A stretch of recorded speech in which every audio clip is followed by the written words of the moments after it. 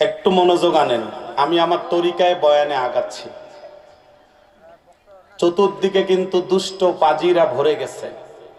এই পাজিগুলোকে সাইজ বানাইতে গেলে নবীর ঘর প্রত্যেকটা মহল্লায় দরকার। যেদিকে তাকাই আজি দুষ্ট পাজি চারিদিকে ভরে গেছে। ওরা তো সব হারামি সবাই জানি, চলছে তবু সাধুর বেশে। যেদিকে তাকাই আজি দুষ্ট পাজি চারিদিকে ভরে গেছে। ওরা তো সব হারামি সবাই জানি, চলছে তবু সাধুর বেশে। কত আর দেখবি এসব, সইবি এসব, ধৈর্যের বাঁধ ভাঙছে নাকি? কত আর দেখবি এসব, সইবি এসব, ধৈর্যের বাঁধ ভাঙছে নাকি? ভয় ভীতিতে সরিয়ে চলে গিয়ে ধ্বংস করি ওদের ঘাঁটি। দেশে আজ হচ্ছেটা কি? দেশে আজ হচ্ছেটা কি? দেশে আজ হচ্ছেটা কি? এদিকে দ্রব্যে আগুন, ঝাসটা পেঁয়াজের বেশি। কৃষকের মুখে তো নয়, ধান্দাবাজির মুখে হাসি। দেশ আজ চরমভাবে বিপদগ্রস্ত হয়ে আছে। তাতে কেউ রাখুক বোয়াল, সবাই কেন নীরব থাকে? বুঝি না কে ভালো আর কে মন্দ, কে বা দোষী। আমরা কলুর বলদ বাসি মরি, কার বা ক্ষতি? এভাবে আর চলে না, না না। এভাবে আর চলে না, না মানি না, না মানি না। এভাবে আর চলে না, না মানি না। চলতো এবার জেগে উঠি, ভয় ভীতিতে সরিয়ে চলে গিয়ে ধ্বংস করি ওদের ঘাঁটি। দেশে আজ হচ্ছেটা কি? দেশে আজ হচ্ছেটা কি? দেশে আজ হচ্ছেটা কি? এদিকে ক্ষুদায় কাতর পথে ঘাটে কত দেহ, পায় না একবেলা ভাত দেখার তাদের নাই তো কেহ। ওদিকে হারাম খোরের দলেরা সব একজোট হয়ে বাতাসে কোটি টাকা উড়ায় ক্যাসিনোতে গিয়ে। কাকে কি বলবো আজি পাই না খুঁজে সবাই সমান। কাকে কি বলবো আজি পাই না খুঁজে সবাই সমান। চোরদের কদর আছে শত, তার আজ নেই কোনো দাম। এভাবে আর চলে না, না না। এভাবে আর চলে না, না মানি না, না মানি না। এভাবে আর চলে না, না মানি না। দেশ নিয়ে এই কানামাচি, ভয় ভীতিতে সরিয়ে চলে গিয়ে ধ্বংস করি ওদের ঘাঁটি। দেশে আজ হচ্ছেটা কি? দেশে আজ। মুসলমান ভাইরা আমার, পদ্মার আড়ালের মা বোনেরা, মন খারাপ করার জন্য কোনো ভাষা আপনাদের সামনে আমি ব্যবহার করি নাই। প্যান্ডেলটা খালি ছিল, প্যান্ডেল ভরানো। কোন দিক দেখেন, আমি কি দেখতে বলছি? প্যান্ডেলটা খালি ছিল, প্যান্ডেল ভরানোর জন্য কিছু ভাষা ব্যবহার করলাম। মনোযোগ কম ছিল, মনোযোগ বাড়ানোর জন্য কিছু তরিকা ব্যবহার করলাম। আলোচনা করার মতো, শোনার মতো একটা পরিবেশ পেয়ে গেলাম।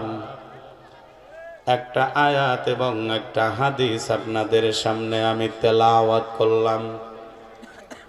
দোয়া করে দেন আল্লাহ আমার জবান থেকে এমন কিছু বয়ান বের করায় আনে, যেই কথাগুলোর ওপর আল্লাহ আমাকে আমল করার তৌফিক দান করেন।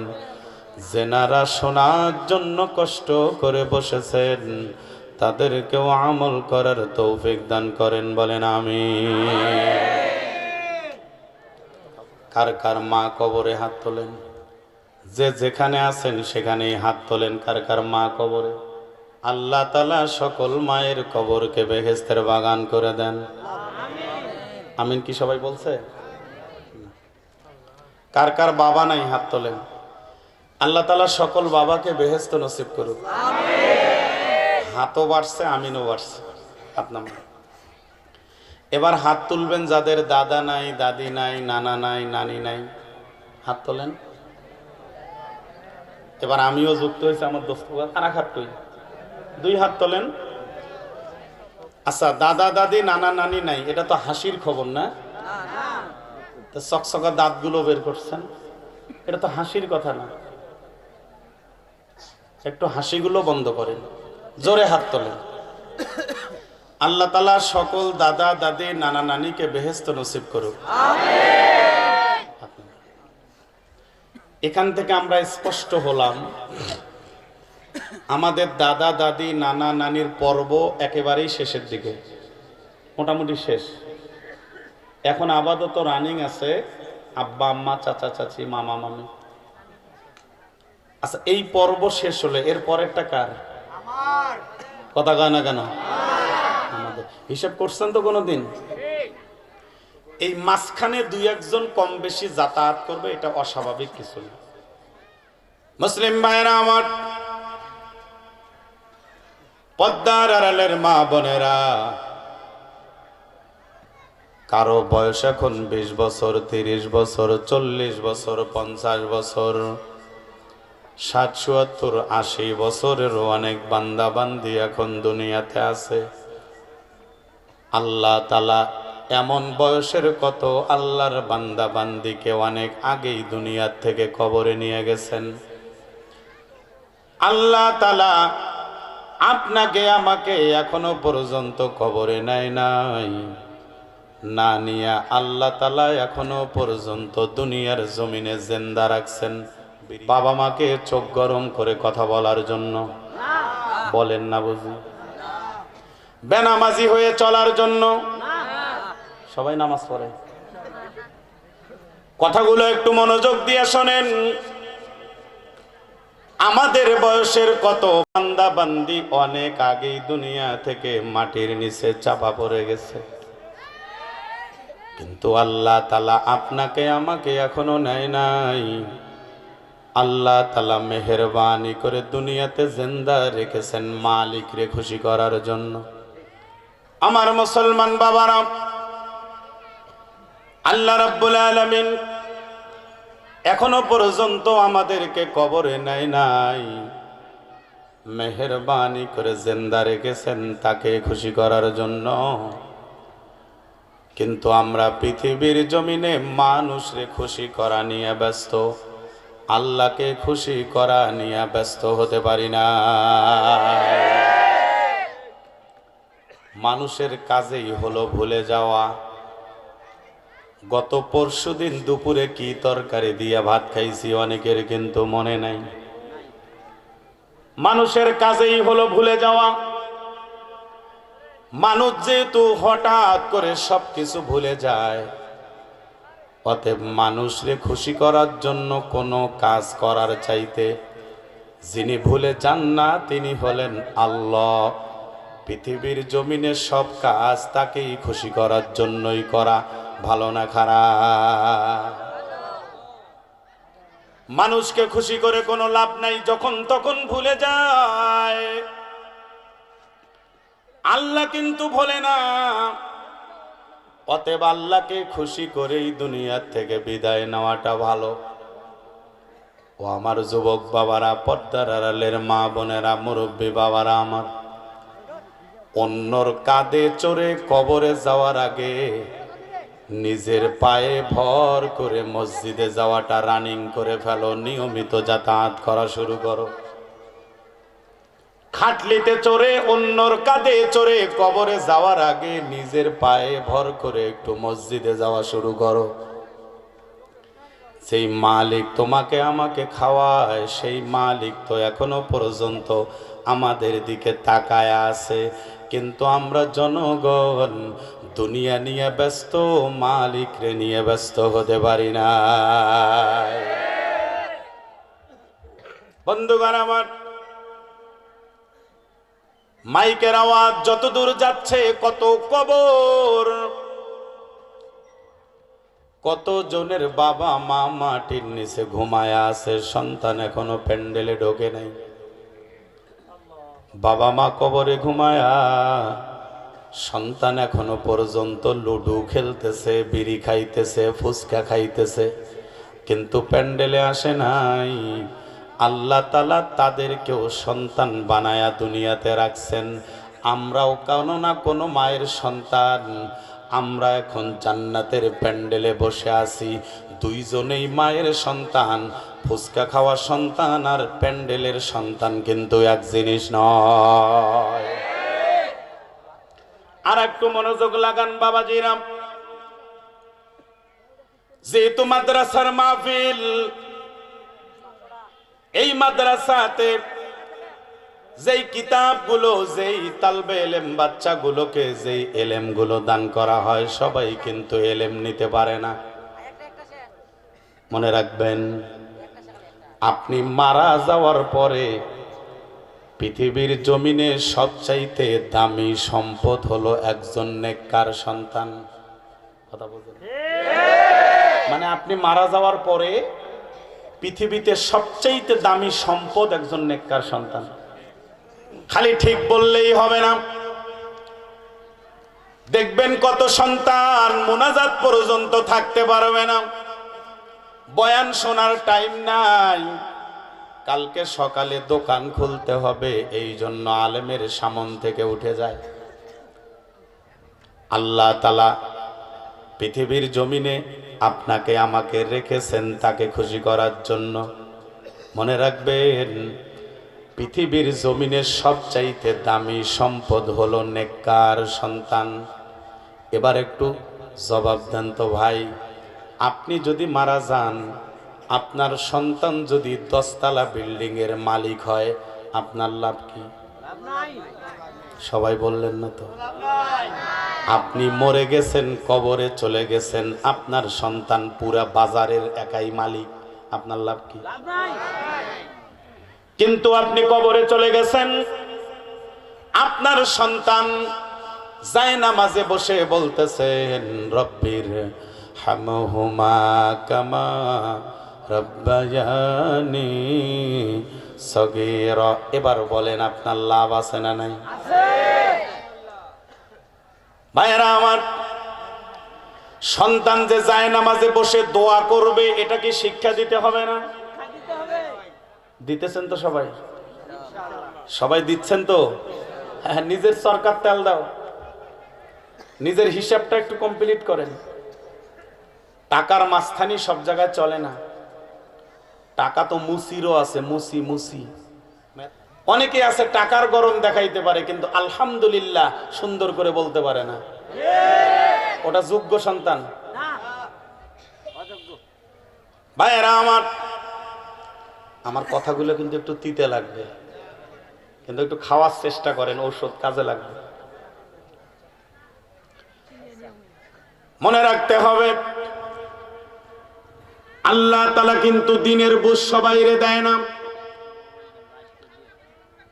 মুসি কিন্তু আলেমকে চিনবে না, এলেমওয়ালারাই এলেমওয়ালাদেরকে চিনবে, আলেম যারা আলেমরা আলেমদেরকেই চিনবে। মুসি তো আর কোনোদিন আলেমকে চিনতে পারে না। পৃথিবীর জমিনে যাকে ইমামে রব্বানি বলা হতো, ইমামে আজম আবু হানিফা সানি যারে বলা হতো, ইমাম গাজালি রহমাতুল, রশিদ আহমদ গঙ্গোহী রহমাতুল্লাহি আলাইহি, যিনি বুখারী শরীফের সমস্ত কিতাবগুলো ছাত্রদেরকে পড়াইতেন, ইমামে রব্বানি,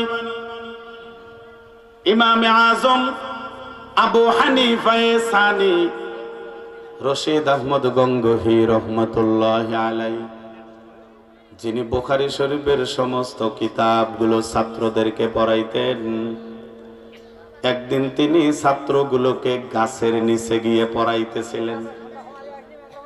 পড়াইতে গিয়া হঠাৎ করে আকাশ মেঘাচ্ছন্ন হয়ে বৃষ্টি চলে আসলো। ছাত্রগুলো যার যার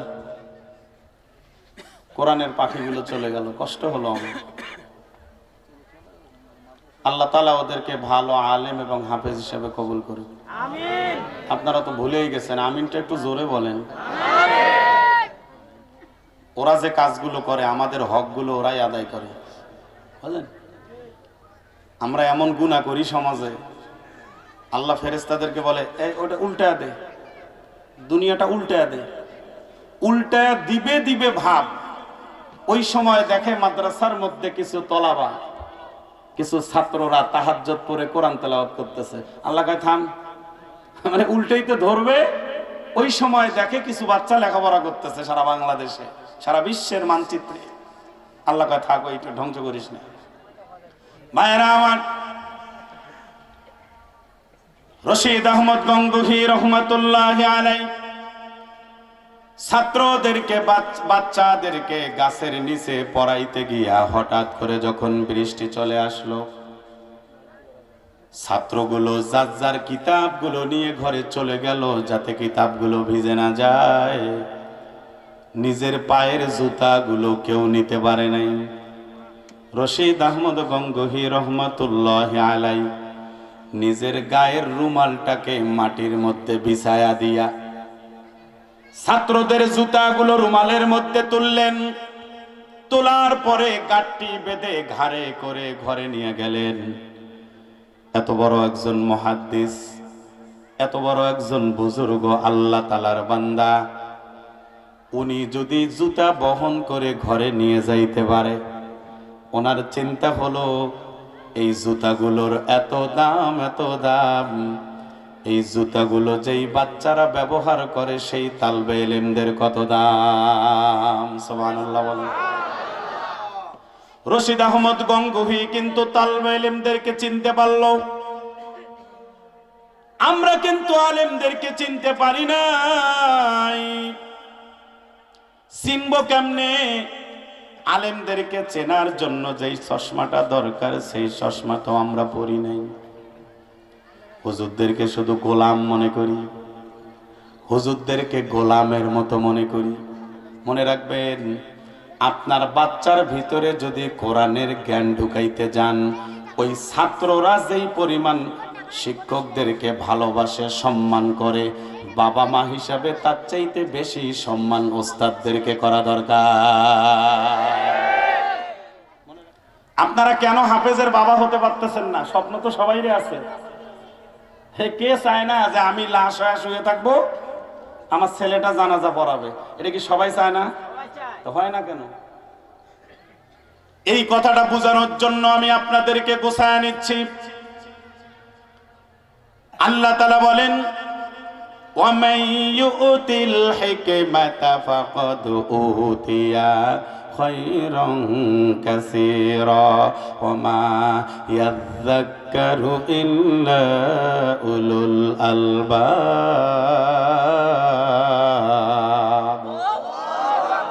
আল্লাহ তাআলা কি বলেন? আমি আল্লাহ তাআলা যেই বান্দা বান্দিগুলোকে কোরআন হাদিসের জ্ঞান দান করলাম, কোরআন হাদিসের হিকমা দান করলাম, আমি আল্লাহ তাআলা যাকে কোরআন হাদিসের শিক্ষা দান করলাম, পৃথিবীর জমিনের সমস্ত কল্যাণ আমি আল্লাহ তাআলা তারে দান করলাম। সুবহানাল্লাহ, জোরে বলেন। তার মানে কোরআন হাদিসের জ্ঞান আল্লাহ তাআলা যাদেরকে দান করেছেন, পৃথিবীর জমিনের সমস্ত কল্যাণ আল্লাহ তাআলা তাকে দান করেছেন। বিশ্ব নবী বলেন, মান ইউরিদিল্লাহু বিহি খায়রান ইউফাক্কিহু ফিদ্দীন। আল্লাহ তাআলা যার মঙ্গল চান, যার কল্যাণ চান, তাকে দ্বীনের বুঝ দান করেন। আল্লাহ যাকে ভালোবাসেন, আল্লাহ যার মঙ্গল চান, তাকে দ্বীনের বুঝ দান করেন। আপনারা বলেন, আমাদের সবাইরই কি দ্বীনের বুঝ আছে? কথা বলেন, আছে? যদি থাকতো, প্রত্যেকের ঘরে ঘরে হাফেজে কোরআন থাকতো, প্রত্যেকের ঘরে ঘরে মাওলানা থাকতো, মুফতি থাকতো, মুহাদ্দিস থাকতো। আজকে খেয়াল করে দেখেন, প্রত্যেকের ঘরে ঘরে নেশাওয়ালা আছে, বিড়িওয়ালা আছে, বেনামাজি আছে, কিন্তু প্রত্যেকের ঘরে ঘরে কিন্তু হাফেজ মাওলানা না। আর একটা জরুরি মেসেজ দেই, মায়েরা কথা বলিয়েন না, আপনাদের হাসি কিন্তু শোনা যাচ্ছে। কথা বলবা না, মনোযোগ দিয়ে বয়ান শোনেন। সন্তান তো অনেক কষ্ট করে লালন পালন করে, সেই সন্তান তো তোমারে আর দেখতে পারে না। কেন পারে না জানো নাকি? ভিতরে এলেম নামীয় মেডিসিন নাই। এলেম নামীয় মেডিসিন যাদের ভিতরে থাকবে, ওই সত্যিকারে এলেম দ্বারা কোনো বাবা মা সন্তানের দ্বারাই কষ্ট পেতে পারে না। আল্লাহ কিন্তু সবাইকে দিনের বুঝ দেয় না। আজকে দেখেন আপনাদের পীরগঞ্জের যে কয়টা ইউনিয়ন চেয়ারম্যান আছে, দেখিয়েন তো কয়জনের ছেলে মেয়ে হাফেজ। কথাটা কিন্তু খেয়াল করিয়েন, আমার কথার তো অনেকে চেতে খুব চেতুক। আপনি বলিয়েন তো কয়জন এমপির বাড়িতে মুফতি মাওলানা আছে, কয়জন মেয়রের ছেলে মেয়ে হাফেজে কোরআন নাই। এই যে হাফেজ তাকরিম, হাফেজ জাকারিয়া, হাফেজ নাজমুস সাকিব, এরা মন্ত্রীর ছেলে, গরিবের সন্তান। আজকে দেখেন তারা ৭২টা দেশ কেন, পুরা পৃথিবীও যদি লাগে বাংলাদেশের সাথে কোরআনের সঙ্গে পারবে না। কথা বলেন না কেন? সেই একটা মার্কাজ আপনারা দিচ্ছেন, আমার খুব ভালো লাগছে। আমি তো চিরে এরকম প্রত্যন্ত অঞ্চলে জমি দিল কে, বাচ্চা দিল কে, শিক্ষক আসলো কেমনে? আমার মনে হয় আল্লাহ আর একটা নেক নজর এখানে আছে। কষ্ট হচ্ছে ভাইয়েরা আমার।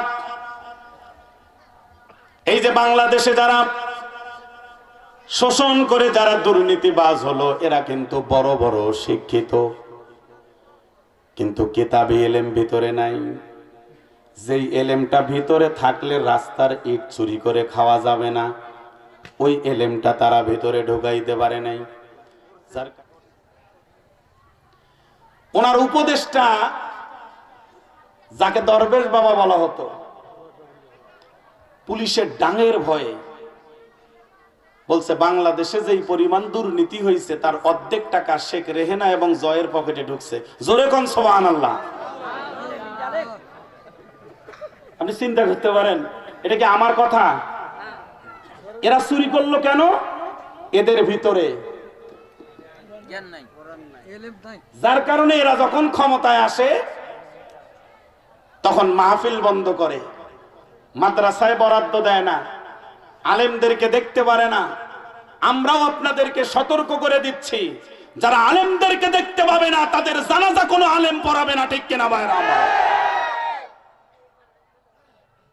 আজকে বাংলাদেশের ভিতরে এলেমওয়ালারা দায়িত্বে না থাকার কারণে বাংলাদেশটাকে একদম তছনছ করে ফেলছে। কি কিছু বলবো? আপনারা কি শুনবেন? এক এক করে বাড়ছে শুধু সব জিনিসের দাম। বাড়ছে না কমছে? এক এক করে বাড়ছে শুধু সব জিনিসের দাম। এটা তো আর বাড়ে না ভাই, ঝরাই যতই ঘাম। দাম বেড়েছে চাল ডালের, দাম বেড়েছে আলুর, ইঞ্চি মাটির দাম বেড়েছে, দাম বেড়েছে বালুর। দাম বাড়েনি মানবতার, দাম বাড়েনি মানবতার শূন্য পেটের খাম।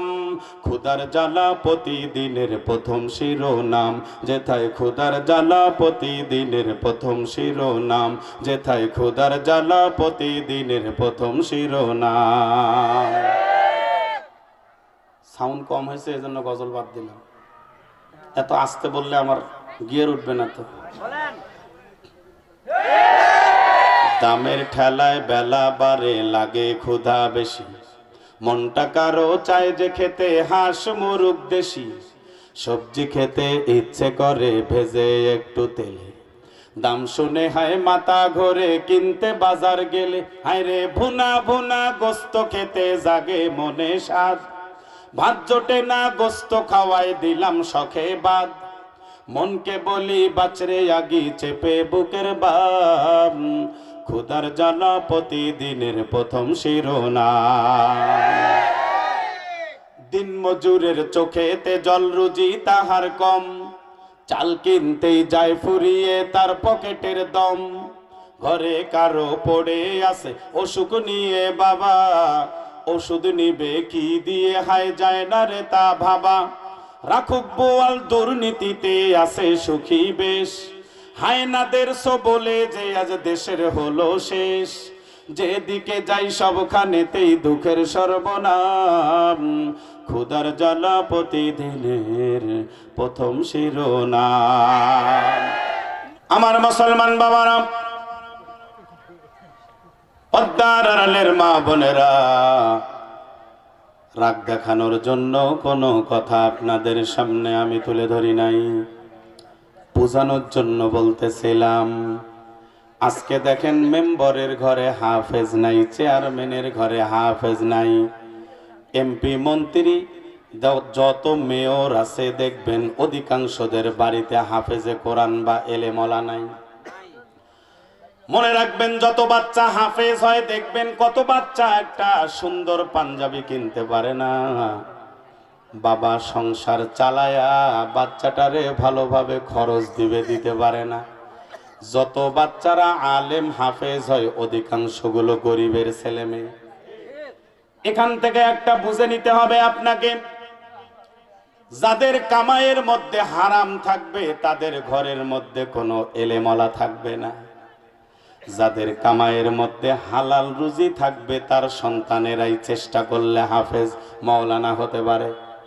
এবার একটু জবাব দেন, আপনারা কি কোনোদিন শুনেছেন বা দেখেছেন 28 পারা মুখস্থ করেছে 2 পারার কারণে আর হাফেজ হতে পারেনি? আমি অনেকগুলো দেখেছি, আমরা তো পড়াই। 25 পারা হয়ে গেছে, 27 পারা হয়ে গেছে, 28 পারা হয়ে গেছে, আর 5 পারা 3 পারা 4 পারার কারণে হাফেজ সম্পন্ন করতে পারে নাই। 2 বছর লেখাপড়া করলে মুফতি মাওলানা হয়ে যাইতো, আর পড়ালেখা করতে পারে নাই। এবার যদি দেখে থাকেন জবাব দিবেন, কত ভালো হাফেজ দেখলাম আবার হেফজ ভুলে গেছে। কত আলেমকে দেখলাম ভালো আলেম ছিল, আবার এলেম ভুলে গিয়ে আগের মতো হয়ে গেছে। কত ভালো হাফেজ ছিল, হেফজ ভুলে আবার আগের মতো হয়ে গেছে।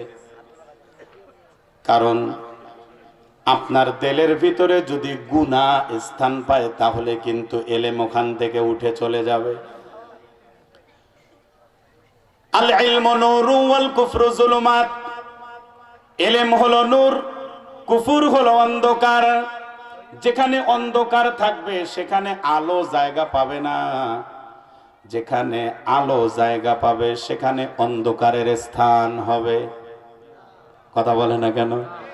আলো থাকলে যদি অন্ধকার পালায়, লাইট যদি বন্ধ হয়ে যায় তাহলে অন্ধকার কিন্তু আবার ভিতরে গ্রাস করে ফেলে। আপনি যদি আতরের দোকানওয়ালার কাছে আতর নিতে যান, যেই বোতলের ভিতরে আতর নিবেন ওই বোতলের মধ্যে যদি দুর্গন্ধ থাকে, দোকানওয়ালাই তো আপনার বোতলে আতর দিবে না, বলবে সাইড হ, এত সুগন্ধি আতর তোমার দুর্গন্ধ বোতলের মধ্যে আমি দিতে পারবো না। তাহলে একটা আতর যদি দুর্গন্ধ বোতলের মধ্যে দোকানওয়ালা না দেয়, যাদের দিলের ভিতরে গুনাহ থাকবে তার দিলের ভিতরে কখনো এলেম ঢুকবে না। ভাইরা আমার, আল্লাহ তাআলা যার ভিতরে এলেম দিবে না, যার কলবটা পরিষ্কার, যার কলবের মধ্যে গুনাহ নাই, তাকে এলেম দান করবে। আমরা কেন সুবহানা রাব্বিয়াল আলাটা সুন্দর করে বলতে পারি না, চেষ্টা করি নাই? আমাদের ভিতরে ইসলামী শরীয়তের উপর চলার জন্য যেই জ্ঞানগুলো অর্জন করা দরকার, নবী কিন্তু বলেছেন তলাবুল ইলমি ফারিদাতুন আলা কুল্লি মুসলিম। এই হাদিস দ্বারা কিন্তু আলেম হইতে বলে নাই। এই হাদিস দ্বারা বুঝাইছে একটা মানুষ শরীয়তের উপরে চলার জন্য যেই পরিমাণ এলেম দরকার সেটা অর্জন করা ফরজ করেছেন। বিশ্বনবী বসে আছেন, আল্লাহর একটা বান্দি একটা বাচ্চা কোলে নিয়ে নবীর কাছে এসে দাঁড়িয়ে গেল। ইয়া রাসূলুল্লাহ, আপনি বলেন তো আমার কোলের মধ্যে যে বাচ্চাটা আছে, এই বাচ্চাটারে আমি যেই পরিমাণ মহাব্বত করি, ভালোবাসি, আল্লাহ কি বান্দা বান্দিকে এমন ভালোবাসে নাকি? বিশ্বনবী জবাব দেয়, ও মহিলা, তুমি তোমার কোলের বাচ্চাটাকে যেই পরিমাণ ভালোবাসো, এর চাইতে শত শত গুণ বেশি আল্লাহ তাআলা বান্দা বান্দিরে ভালোবাসে। সুবহানাল্লাহ। 12টার পরে বলি। ওখানে দাঁড়িয়ে আছে মহিলা। আবার নবীকে আর একটা প্রশ্ন করলেন, বলবো? ইয়া রাসূলুল্লাহ, আমি যতটুকুই বাচ্চাটারে ভালোবাসি, আমি কি আমার কোলের বাচ্চাটারে নিজেই কি আগুনে দিতে পারবো? কয় না তো। তাহলে এতটুকু ভালোবাসার দ্বারাই যদি আমি আমার বাচ্চাটারে আগুনে ফেলাইতে না পারি, তাহলে আল্লাহ তাআলা কেন বান্দা বান্দিকে জাহান্নামে ফেলাবে? জাহান্নাম বানাইলো কেন? আগের প্রশ্নটা সহজ ছিল, উত্তরও সহজ ছিল। এবার এমন একটা প্রশ্ন করেছে, প্রশ্নটাও কঠিন, উত্তরটা অনেক কঠিন। পয়গম্বরের জানা ছিল না। তাদের কোনো উত্তর জানা না থাকলে কোনো ভেজালে পড়লেই সেজদায় পড়ে যাইতো। আল্লাহর নবী সেজদায় পড়ে গেলেন। সেজদায় পড়ে গিয়া দীর্ঘক্ষণ সেজদা দেওয়ার পরে সেজদা থেকে উঠে পয়গম্বর মহিলাকে জানা দিলেন, মহিলা রে, যারা আল্লাহ তাআলার হুকুম মানে এরা আল্লাহ তাআলার বান্দা, আর আল্লাহ তাআলার একটা বান্দাকেও আল্লাহ জাহান্নামে ফেলায়া দিবে না। সুবহানাল্লাহ, জোরে বলেন। যারা আল্লাহর হুকুম মানে এরা কার বান্দা? তার মানে হুকুম মানা লাগবে। সবাই হুকুম মানে তো? কিসের ইনশাআল্লাহ? এই যে আজকে জুম্মার নামাজ পড়ছে, আসর মাগরিব এশাও পড়ে নেই। এই যে জুম্মার নামাজ পড়ছে, আবার জুম্মা, এরা আল্লাহর হুকুম তো নাকি? ভাইয়েরা আমার,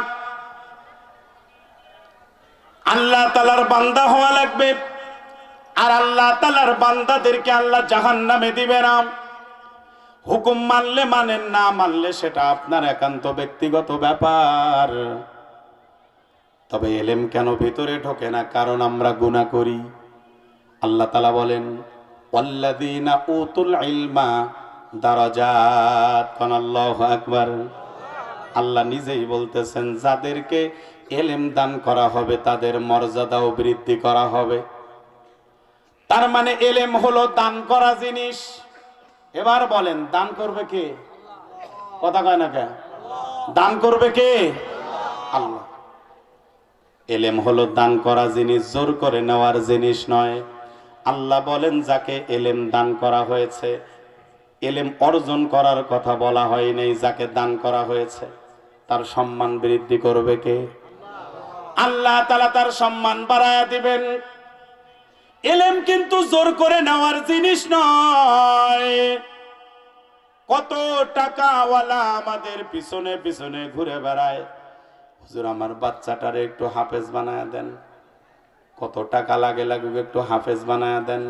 না না, জোর করে কখনো হাফেজ মাওলানা হওয়া যায় না। যার যত বেশি দিল গুনাহ মুক্ত থাকবে, তার ভিতরে তত এলেম ঢুকতে থাকবে। জোরে কোন সুবহানাল্লাহ। ভাইরা আমার, যাদেরকে এলেম দান করা হবে তার মর্যাদা বাড়ায় দিবেন কে? আমরা তো নিজেরাই বলি হুজুরদের কোনো দাম নাই। আমি বলি হুজুরদের দাম নাই, আপনারে কে বলছে? কে বলছে হুজুরদের দাম নাই? হুজুরদেরকে চিনতে পারেন নাই বিধায় আপনি দাম দিতে শেখেন নাই। কিন্তু যারা হুজুরদেরকে চেনে তারা ঠিকই হুজুরদেরকে সম্মান করে। হাকিমুল উম্মত মুজাদ্দিদে মিল্লাত শাহ আশরাফ আলী থানভী রহমাতুল্লাহি আলাইহির একটা কিতাব আছে, কিতাবুল ইবকা। এই কিতাবের মধ্যে শেখ সাদী রহমাতুল্লাহি আলাইহির গুলিস্তা কিতাব পড়াইতে গিয়া একজন শিক্ষক ছিলেন, যিনি কোনো না কোনো কথা বললে কথাটার গুরুত্ব বোঝানোর জন্য টাকার সঙ্গে তুলনা করতেন। কথা কি বোঝা যায়? গলা কি ঠিক আছে? ভাইরা আমার, কোনো একটা কথা বললে বলতেন এটা 50,000 টাকার কথা, এই কথাটার দাম 1 লাখ। কারণ এক একটা শিক্ষক এক একটা উদাহরণ দিয়ে বাচ্চাদেরকে বুঝায়। তার একটা নিয়ম ছিল কথাগুলোকে টাকা দ্বারা বোঝানো। ক্লাস যখন ছুটি হয়ে গেল, ওই ছাত্রটা বাড়িতে যাইতে গিয়ে রাস্তায় জুতা ছিঁড়ে গেছে। ওই জুতাটা সেলাই করার জন্য মুসির কাছে গিয়ে বলছে, জুতাটা সেলাই কর। সেলাই করা যখন হয়ে গেল, তখন ওই ছাত্রটা বলতেছে, এই কথাটা বললাম, এটার দাম 50,000 টাকা, এটা নিয়ে জুতা দে। মুসি কয়, তোর কথাও বুঝি না, আমাকে 2 টাকা দে। মানে কথার কোনো দাম নাই তার কাছে। দাম কয় টাকার? কথা বলে না কেন? এই ছাত্রের মনে সন্দেহ হয়ে গেল, সন্দেহ হয়ে গেল। হুজুর যে বললো এটা 50,000 টাকার কথা, দিলাম, এত কথা নিল না, টাকা চাইতেছে, তার মানে হুজুর মিথ্যা বলছে। দৌড়ে হুজুরের কাছে আসছে। হুজুর চিন্তা করছে, এটা কোন নদীর মাছ, এটা কোন পুকুরের মাছ। সব ছাত্রর বেরেন তো আর একরকম হয় না, ওকে তো আর কথা বেচানোর জন্য বলে নাই। তখন হুজুর বলছে, একটা হীরার টুকরা দিয়া, বলছে এই হীরার টুকরাটা মুসিরে দিয়া জুতাটা চেয়ে নে। মুসির কাছে গিয়ে যখন হীরার টুকরা দিছে, মুসি তখন হীরার টুকরাটা নিয়ে দূরে ফেলায়া দিছে। বলছে, তোর হীরার টুকরাও বুঝি না, তোর কথাও বুঝি না, আমি বুঝি কয় টাকা? কথা কয় না কেন? 2 টাকা দে। আল্লাহর বান্দা ওই ছাত্রটা হীরার টুকরাটা নিয়ে হুজুরের কাছে গিয়ে বলে, হুজুর টুকরাও তো নিল না। তখন বলতেছে, হীরার টুকরাটা নিয়ে এখন তুমি স্বর্ণকারের কাছে যাও, তুমি বেচাবা না, বিক্রি করবা না, শুধু তামাশা করবা, দেখো কি বলে। ওই হীরার টুকরাটা নিয়ে যখন স্বর্ণকারের কাছে গেছে, স্বর্ণকার বলছে, এটা আমি তোরে 50,000 টাকা দেব। কয় না, আমি বিক্রি করব না। কয় না, তোরে 1 লাখ দেব।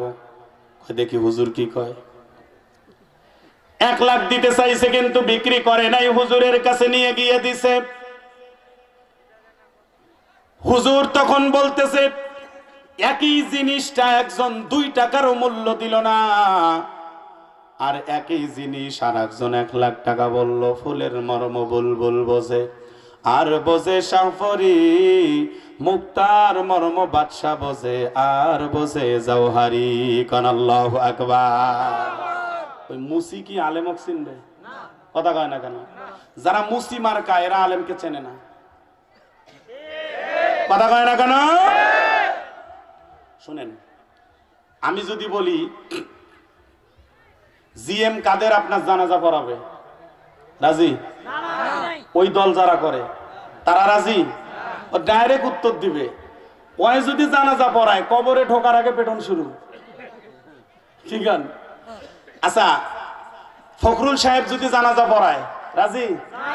ওর দলের লোকও তো পড়বে না। ওবায়দুল কাদের দ্বারা জানাজা, কথা কয় না কেন? রাজি আছেন? ওই দলের লোক? আপনি চিন্তা করেন তো, এখানে যদি ওই দলের লোকের লিডাররা আসতো, এই কয় লোক, কথা কয় না, এই কয়জন খালি, তাহলে আপনারা কি বুঝাইলেন? ওনারা যেখানে আসে হাজার হাজার মানুষ যায়, আর ওলামায়ে কেরামের সামনে বসে বয়ান শুনবে, এই সুযোগটা পায় না। ওদের জানাজাগুলো ওদের দ্বারাই পড়ানো দরকার। এই কথা বলেন না কেন? আর আমাদেরকে যদি বিপদে ফেলেন, জানাজা পড়াবো ঠিক, বন্ধুগণ আমার, আর একটু বলি না, আর একটু মনোযোগ লাগান। আপনার খাটলিটা যদি ওলামায়ে কেরামরা নিয়ে কবরস্থানে যায়, আপনি চিন্তা করেন আপনারে কত ভালো লাগবে। আপনার কবরে যদি এই মাদ্রাসার মুহতামিম সভাপতি নেমে যায়, আপনারই ভালো লাগবে। আপনার কবরে যদি কোনো আলেম হাফেজে কোরআন নেমে যায়, আপনারে কত ভালো লাগবে। অনেক অনেক ভালো লাগবে। আপনার কবরে তো হাফেজ সেদিন নামবে যেদিন আপনার সঙ্গে হাফেজের ভালো সম্পর্ক থাকবে, আলেমের ভালো সম্পর্ক থাকবে। বিশ্বনবী বলেন, আকসিরুল ইখওয়ান ফা ইন্না লিকুল্লি আখিন শাফাআতান ইয়াউমাল কিয়ামা। বেশি বেশি করে মুসলিম বন্ধুর সংখ্যা বাড়াও, কারণ কিয়ামতে আল্লাহ যখন একজন মুসলিম বন্ধুকে মাফ করে জান্নাতে ঢুকায় দিবে, ওই মুসলিম বন্ধু আর একজন কাকে শাফাআত করে জান্নাতে নিয়ে যাবে। বন্ধু যদি বানাও, বিআই যদি বানাও, হাজী সাহেব বিআই বানাও, বিএনি যদি বানাও, নামাজিওয়ালা বিএনি বানাও, জামাই যদি বানাও, হাফেজে কোরআন জামাই বানাও, স্ত্রী যদি বানাও, আলেমা স্ত্রী বানাও। কারণ যার সঙ্গে যার মোলাকাত তার সঙ্গে তার কিয়ামত, যার সঙ্গে যার দোসর তার সঙ্গে তার হাসর। মনে রাখবা মুসলমান, বেশি বেশি করে কিন্তু মুসলিম বন্ধুর সংখ্যা বাড়াইতে বলা হয়েছে। আজকে যার যার দিকে তাকায় দেখেন তো, যার যার দিকে তাকান। আপনার আমার বন্ধু কারা? ডান পাশের বন্ধু গাঞ্জাওয়ালা, বাম পাশের বন্ধু বিড়িওয়ালা, সামন পাশের বন্ধু পেটে লাথি দিলেও সূরা ইখলাস বলতে পারবে না। পিছন পাশের বন্ধু নেতাকে যতটা ভালোবাসে বাবা মাকেও ততটা ভালোবাসে না। এগুলা বন্ধু নিয়ে সারাদিন ঘুরে বেড়ান। হঠাৎ করে যদি অ্যাক্সিডেন্ট করে মারা যান, দেখা যাবে একজন বন্ধু খুঁজবে টাকার বান্ডিল কোন পকেটে, আর একজন বন্ধু খুঁজবে দামি মোবাইলটা কোন পকেটে, আর একজন বন্ধু খুঁজবে অন্য অন্য দামি জিনিসগুলো কোথায় আছে। একটা বন্ধুও বানাও নাই যেই বন্ধু তোমারে নামাজের সময় বলতে পারে নামাজে ঢোকো। একটা বন্ধু আপনারা বানাইতে পারেন নাই যেই বন্ধুটা আপনার ইমাম সাহেব। আপনারা শুধু গল্প করেন আমার বন্ধু ব্যারিস্টার, আমার বন্ধু উকিল। এর সাথেও বলা দরকার ইমাম সাহেবটাও আমার বন্ধু, মাদ্রাসার বড় হুজুরটাও আমার বন্ধু। আলেমের সঙ্গে সম্পর্ক লাগাও, কারণ বিশ্বনবী সাল্লাল্লাহু আলাইহি ওয়াসাল্লাম বলেন, আনা বুইসতু মুআল্লিমান, আমি নিজেই পৃথিবীর জমিনে শিক্ষক হিসেবে প্রেরিত হয়েছিলাম। সুবহানাল্লাহ বলেন। আজকে দেখেন মাদ্রাসাওয়ালাদের বেতন তো খুব বেশি, মোটামুটি 30,000 40,000। বেতন কত? 30,000। বেতন কত? 50 কয় 5। আরে আরেকটা শূন্য লাগান, কত হয়? কি মাদ্রাসার হুজুরদের বেতন 50,000? আর একটু তাকান তো বাবাজিরা, যারা শিক্ষক আছেন শিক্ষিকা আছেন তাদেরকে বলি, মন খারাপের কিছু নাই। বিশ্বনবী আপনাদেরকে সান্ত্বনা দিয়ে বলেন, আমি নিজেই শিক্ষক হিসাবে প্রেরিত হয়েছিলাম। আল্লাহর নবী যেই শিক্ষায় শিক্ষিত হয়ে শিক্ষক হয়েছেন, এই শিক্ষায় শিক্ষিত হয়ে যারা লেখাপড়া করায় তাদেরকেই বলা হয় খায়রুকুম মান তাআল্লামাল কুরআন ওয়া আল্লামা। আল্লাহ তাআলার কাছে এই ছাত্রটাও দামি, শিক্ষকটাও দামি। দাম হওয়ার একমাত্র কারণ হলো এটা কিন্তু শরিয়াতে অজগর নয়, আলিফতে আল্লাহ পড়া দিয়া। আজকে দেখেন বিশ্বনবী নিজেই বলেন, উতিতা ইলমাল আউয়ালিন ওয়াল আখিরিন। আল্লাহ তাআলা পৃথিবীর জমিনের যত জ্ঞান আছে আল্লাহ আমাকে দান করেছে। সুবহানাল্লাহ বলেন। নবী নিজেই বলতেছেন, উতিতা ইলমাল আউয়ালিন ওয়াল আখিরিন। পূর্ব পশ্চিমের যত জ্ঞান আছে, মাশরিক থেকে মাগরিব, শিমাল থেকে জুনুব, আসমান এবং জমিনের যত জ্ঞান আছে সব আল্লাহ তাআলা আমাদের নবীকে দান করেছেন, যার কারণে তাকে সাইয়্যিদুল আম্বিয়া বলা হতো। সুবহানাল্লাহ বলেন। যার কারণে তাকে সাইয়্যিদুল মুরসালিন বলা হতো। ও মুসলমান, আল্লাহ তাআলার নবী এত দামি হয়েছেন শুধুমাত্র এলেমের কারণে।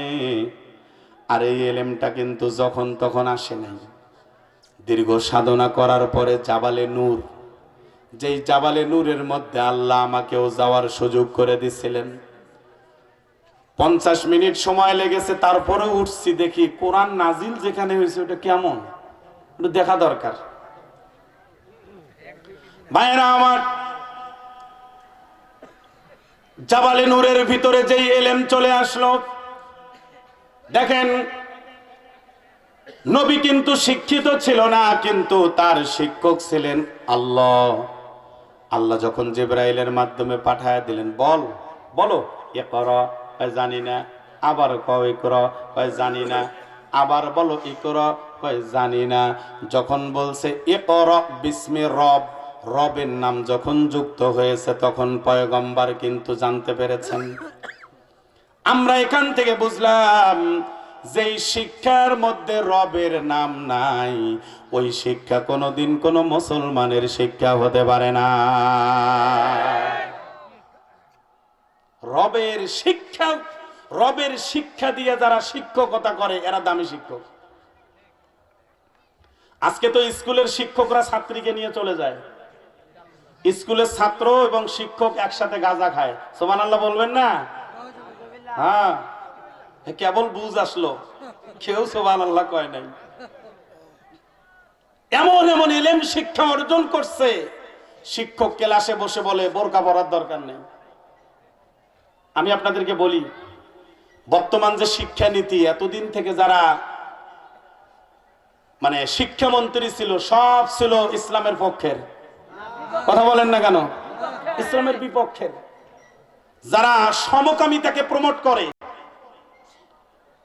যারা সহকামিতাকে ওয়েলকাম জানায়, যারা মনে করে মানুষ নাকি বানর থেকে তৈরি। আচ্ছা, এখানে একজন দাঁড়ান তো বানর থেকে যিনি তৈরি হয়েছেন, একজন দাঁড়াইলেই মোবাইল। মানে আপনি বানর থেকে তৈরি হয়েছেন, এটা যদি আপনার বিশ্বাস থাকে তো মোবাইলটা নিয়ে যান। 30,000 টাকার মোবাইল নেন, ধরেন। আছে কেউ বানর থেকে তৈরি হওয়ার কেউ আছেন? বিগত দিনে যারা শিক্ষামন্ত্রী ছিল এরা কি করছে জানেন? আল্লাহর নবীর জীবনী তুলে দিচ্ছে, ওমর ফারুক রাদিয়াল্লাহু তাআলা আনহুর জীবনী তুলে দিচ্ছে, ওসমান রাদিয়াল্লাহু তাআলা আনহুর জীবনী তুলে দিচ্ছে, আলী রাদিয়াল্লাহু তাআলা আনহুর জীবনী তুলে দিয়ে মানুষ নাকি বানর থেকে তৈরি এগুলো ভিতরে ঢুকায়া দিচ্ছে। অতএব এই শিক্ষা আমরা আমাদের বাচ্চাদেরকে দিতে পারি না, ঠিক কিনা ভাইরা আমার? ধন্যবাদ জানাই যারা মাদ্রাসা করেছেন। এটা অনেক আগে করা লাগতো, দেরিতে হলেও যেহেতু মাদ্রাসাটা করেছেন, জীবন যতদিন থাকবে আমি আশা করব যার জমিতে মাদ্রাসা হয়েছে যতদিন জীবন থাকবে আল্লাহ যেন এই মাদ্রাসাটা তাকে সুন্দরভাবে সাজানো তৌফিক দান করে, বলেন আমিন। কারণ যেখানে মাদ্রাসা হয় আশেপাশে টেরা লোক বেশি থাকে। টেরা লোক বোঝেন তো? হ্যাঁ বোঝেন। অনেক জায়গায় দেখবেন এতটুকু জায়গা দিলেই মাদ্রাসাটা সুন্দর হবে, ও ওইটা আর দেয় না, জীবন দিতে রাজি, ওই জমিটুকু দিবে না। যদি বলি বিক্রি কর, কয় মুই কি গরিব? মানে দেখেন ওরে কোন ভূতে ধরছে। এতটুকু জায়গা দিলে কবরস্থানটা সুন্দর হবে, ও ওইটাই দিবে না। এতটুকু জায়গা দিলে ঈদগাহ মাঠটা সুন্দর হবে, ও ওইটাই দিবে না। সন্তানের জন্য সব রেখে চলে যায়। আর এই সন্তানই কি করে? বাপ মরার 6 মাসের মাথায় গাঞ্জা খায়া সব বিক্রি করে দেয়। আপনি দেখিয়েন মিলায়া। এজন্য আমরা দোয়া করি এই মাদ্রাসার আশেপাশে যত জমিওয়ালা আছে আল্লাহ তাদের দিলকে গলায়া দেব। কেন আমিন বললেন না কেন? এরা সবগুলো কি এরাই নাকি আবার? আমিন একটু জোরে বলেন। যেহেতু মাদ্রাসার প্রথম মাহফিল, আমরা বক্তা, শ্রোতা, সভাপতি সবাই কিন্তু এই মাদ্রাসার সাক্ষী হয়ে থাকলাম আজকে। আমরা আজ আছি, কাল থাকবো না। এই মাদ্রাসাটা যতদিন থাকবে আমরা ভিত্তিতে যারা নাম রাখলাম আল্লাহ যেন এই মাদ্রাসাটা আমাদের জন্য সুপারিশের জন্য কবুল করে, জোরে বলেন আমিন। ভাই, সব জিনিসের শুরুটার মজাই আলাদা। আমরা কিন্তু আজকে ভিত্তিতে, আমরা না, ভিত্তিতে কারা? আমরা। আমিও বক্তা হিসেবে ভিত্তিতেই থাকলাম। এখন যতদিন মাদ্রাসা চলবে আমাদের একটা অংশ সওয়াবের আমরা কিন্তু পাবো। আল্লাহ কবুল করুক, জোরে বলেন আমিন।